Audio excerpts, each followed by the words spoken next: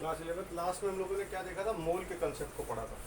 कुछ आज न्यूमेरिकल देखते हैं तो उससे और कंसेप्ट क्लियर हो जाएगा। एक क्वेश्चन हमारे पास है, क्या है, half gram molecule of oxygen, ये हमें दिया हुआ है और हमें क्या पता करना है, मास पता करना है, नंबर ऑफ मॉलिक्यूल पता करना है, कितना वॉल्यूम एसटीपी पे ऑक्यूपाई करेगा ये पता करना है, और कितने ऑक्सीजन के एटम्स होंगे हाफ ग्राम मॉलिक्यूल। सबसे पहले इस क्वेश्चन को सॉल्व करने के लिए एक बार रिवाइज कर लो कि हमको पता था कि 1 ग्राम मॉलिक्यूल मीन्स 1 मोल, और ऑक्सीजन की एटॉमिसिटी कितनी होती है आपको पता है, 2। ठीक है, तो मोल्स के केस में हम बात करें तो मोल्स हम कैसे रिप्रेजेंट करते थे, एन से। 1 मोल बराबर हाफ ग्राम मॉलिक्यूल, तो हाफ ग्राम मॉलिक्यूल बराबर हाफ मोल्स, इजंट इट। यहाँ पे हमें क्या दिया हुआ है, हाफ मोल्स हमें मिल गए हैं। इसको लेके हम पूरे क्वेश्चन को सॉल्व कर सकते हैं। कुछ फॉर्मूले हम बताए दे रहे हैं, आपको मालूम है, हम बस केवल रिवीजन कर रहे हैं। यानी मोल्स का फॉर्मूला क्या था, weight that have to be taken in gram upon molecular mass. तो ये पहला जो पार्ट है हमारा मास का, वो इससे निकल सकता है। कैसे, मोल्स की वैल्यू हमें समझ में आ गई, हाफ है, वेट हमें निकालना है, वही मास हो जाएगा इसका।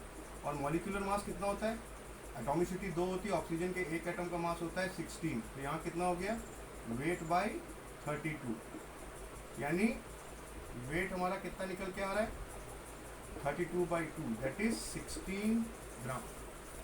फर्स्ट पार्ट का आंसर हमारा कितना आ गया, 16 ग्राम।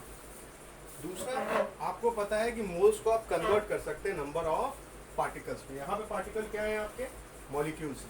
यानी जब हम बात करेंगे तो हम क्या जानते हैं, एक फॉर्मूला n = n/na। यहाँ पे n क्या है, पार्टिकल है। इस केस में क्या हम मॉलिक्यूल मान सकते हैं, क्योंकि बात पूरी किसकी करी गई है, मॉलिक्यूल की गई है। तो कितना हो जाएगा, ये वैल्यू निकालनी है। हाफ मोल्स में n की वैल्यू कैलकुलेट करनी है। na आपको पता है कितना होता है, 6.023 × 10⁻23। तो n की वैल्यू कितनी हो जाएगी, na/2। ये आंसर आ गया आपका किसका, सेकेंड पार्ट का, दैट इज na/2। थर्ड आपका आता है वॉल्यूम एट एसटीपी। आपको पता है वॉल्यूम में और मोल में क्या रिलेशन था, moles = volume occupied by 22.4 litres. यानी अगर हम एसटीपी की बात करते हैं तो 1 मोल का गैस कितना वॉल्यूम ऑक्यूपाई करती है, 22.4 लीटर। हमें पता है यहाँ पे हमारा हाफ ग्राम मॉलिक्यूल दिया, यानी half moles. This shows V/22.4 litres, यानी वॉल्यूम कितना हो गया, 22.4/2, दैट इज 11.2 लीटर्स। तो वॉल्यूम का क्या आंसर आ गया, 11.2 लीटर।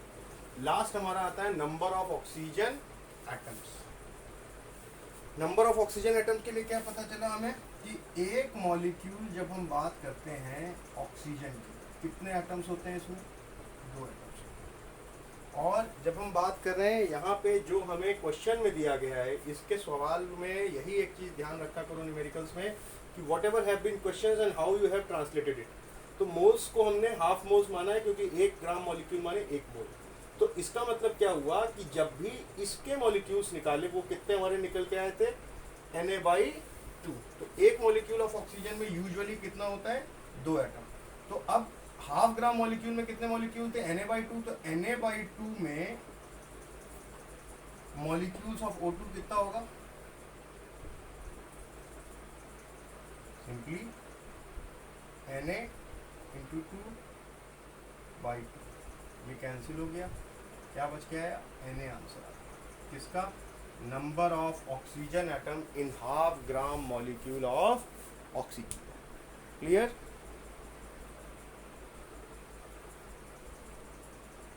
नेक्स्ट देखिए क्या है, क्वेश्चन लिया है, calculate number of moles molecules and neutrons in 49 gram of H2SO4। तो ध्यान रखना, हम तीनों चीज निकाल लेंगे, मोल्स को पहले कन्वर्ट कर लेते हैं, 49 ग्राम को मोल्स में कन्वर्ट करते तो हमारा पहला पार्ट सॉल्व हो जाएगा। यानी हम क्या कह रहे हैं कि n = वेट अपॉन मॉलिक्यूलर मास। और आपको पता है मॉलिक्यूलर मास कितना होगा, हाइड्रोजन यहाँ पे 2 है, एक होता है 2 एटम, और सल्फर का 32, ऑक्सीजन का 16 × 4 that is 64, means it will be equal to 98। ये क्या आएगा, molecular mass of what, H2SO4। इस वैल्यू को हम पुट कर दें 49/98, सॉल्व होके एक सिंपल सी फिगर आ जाएगी, दैट इज 0.5 मोल। और याद रखना यूनिट लिख रहे हैं तो MOL लिखेंगे, ई नहीं इंक्लूड करते। अब हमें पता करना है मॉलिक्यूल्स। तो जब 49 ग्राम के इतने मोल्स हैं तो इसमें मॉलिक्यूल इसी में हम निकाल लें।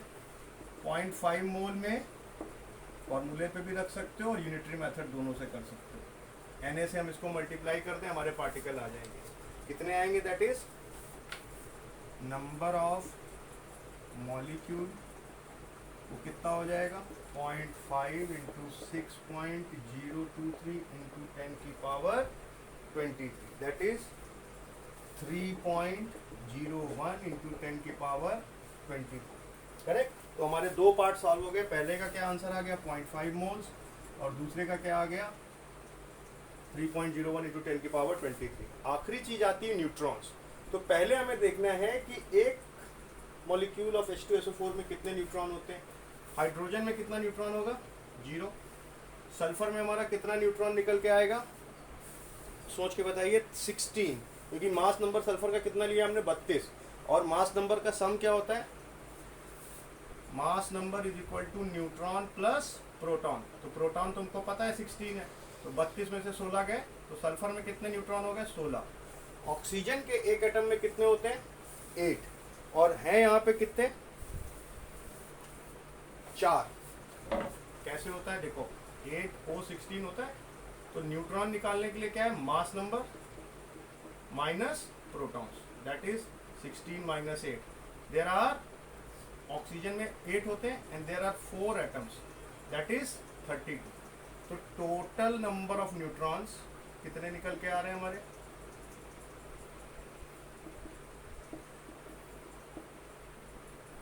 16 plus 32, that is 48 number of neutrons हैं एक मॉलिक्यूल में। तो हमारे 3.01 उसमें कितने होंगे, हम डायरेक्टली मल्टीप्लाई करते हैं। तो नंबर ऑफ न्यूट्रॉन्स हमारे निकल के आएंगे इन नंबर ऑफ न्यूट्रॉन्स, हम लिख सकते हैं all the molecules what we have calculated, this figure is equal to 48 multiplied by 3.01 into 10 to the power 23। इसको जब हम सॉल्व करेंगे तो ये कितना आएगा 14.45 इंटू 10 की पावर 20। क्लियर। तो ये इस तरीके से करना है। आप मोल्स को पहले अपने अकॉर्डिंगली वेट को यूज करते हुए कन्वर्ट कर सकते हैं उसके नंबर ऑफ मोल्स में, उनसे मॉलिक्यूल्स कैलकुलेट कर सकते हैं। जैसा पूछा है इलेक्ट्रॉन पूछे होंगे वो भी कैलकुलेट कर सकते हैं।